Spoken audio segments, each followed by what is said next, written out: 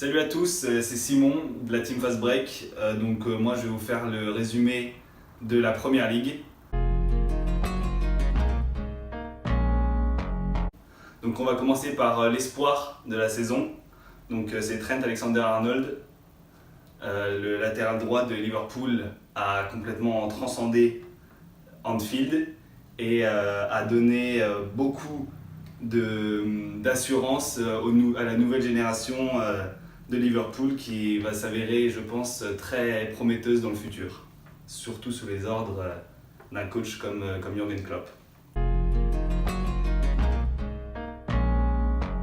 On passe à la recrue de la saison.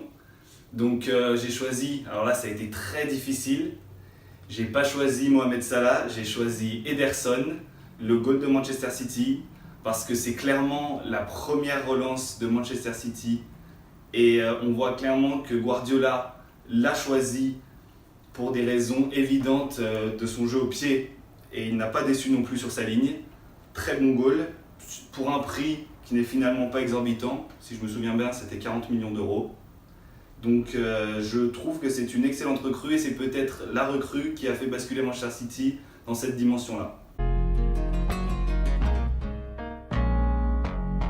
Alors la pire recrue de la saison, alors j'en ai discuté tout à l'heure avec mon collègue, ça a été compliqué de choisir. On a parlé de Morata, mais Antonio Conte fait en sorte de ne pas forcément aider ses joueurs, donc c'est un peu compliqué de choisir un joueur de Chelsea, bien que Drinkwater ou Bakayoko auraient pu être choisis. Mais la palme revient à Sigurdsson, l'Islandais incroyable, tireur de coup franc exceptionnel, stats de coup franc 2017-2018, 0, tout simplement, pour la modique somme de 49 millions d'euros, messieurs, dames. C'est la pire recrue de la saison, dans une équipe qui n'a pas forcément très bien fonctionné, Everton d'ailleurs. On passe tout de suite au coach de la saison.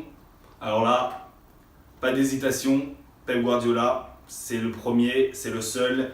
Il a fait une saison remarquable avec Manchester City et même Sean Dyche, le coach de Burnley, ne peut pas vraiment venir l'embêter sur ce piédestal où il s'est mis grâce à son équipe qui a tourné magnifiquement bien tout au long de la saison.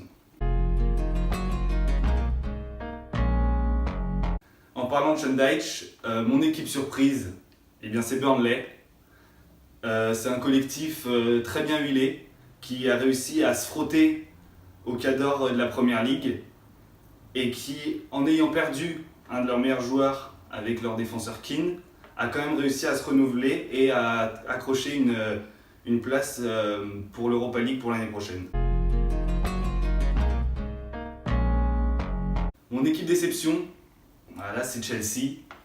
Antonio Conte n'a pas forcément réussi à tirer le meilleur de ses joueurs pour cette année et on a quand même l'impression qu'ils sont arrivés très fatigués par rapport à leur saison de l'année dernière. Bien que portés par des joueurs encore étincelants comme Eden Hazard ou Willian par exemple, le collectif a manqué et on a eu l'impression tout au long de l'année que les joueurs n'ont pas eu la grinta collective pour aller chercher un second titre d'affilée. Ils finissent donc avec une décevante 5e place. Donc le meilleur joueur de la saison, le prix, je le décerne à Mohamed Salah, 32 buts. Il a porté Liverpool sur ses épaules. Il ne l'a pas porté tout seul, attention. J'entends beaucoup de choses sur Mohamed Salah. Il ne faut pas oublier Sadio Mané, il ne faut pas oublier Roberto Firmino, qui sont souvent oubliés. Il ne faut pas non plus oublier Kevin De Bruyne, qui a été exceptionnel tout au long de la saison et qui aurait mérité d'être meilleur joueur à peu près n'importe quelle autre saison. Mais cette année, c'est Mohamed Salah le meilleur joueur de Première Ligue.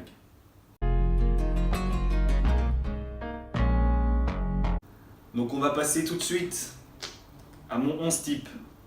Alors le 11 type de la Première Ligue, il est déjà sorti. Forcément, il y a des similitudes, mais j'ai quand même essayé de mettre le mien pour qu'il y ait un peu de contenu intéressant, parce que sinon ça n'a pas beaucoup d'intérêt. Donc, en goal, j'ai mis David De Gea, le goal de Manchester United, le meilleur goal du monde en ce moment, qui est absolument fantastique. Latéral droit, Kyle Walker. Donc le latéral droit de Manchester City qui fait une très bonne saison. En défense centrale, César Azpilicueta et Vertonghen, donc les défenseurs de Chelsea et de Tottenham.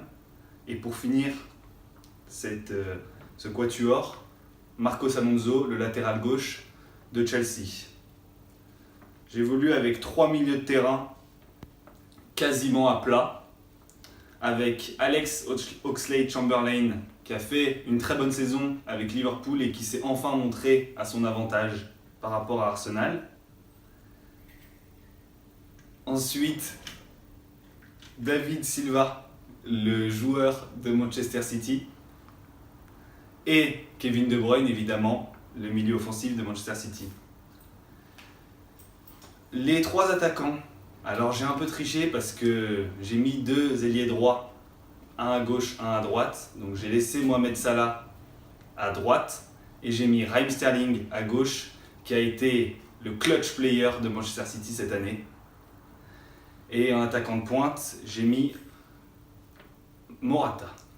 Non, je rigole, j'ai mis Harry Kane, évidemment, 30 buts, un joueur exceptionnel qui a absolument planté à quasiment tous les matchs et qui fait preuve d'une régularité incroyable. Voilà, donc j'ai fini. Merci beaucoup de m'avoir regardé jusqu'au bout, si vous l'avez fait. Et à une prochaine sur des prochaines vidéos Fast Break. Ciao.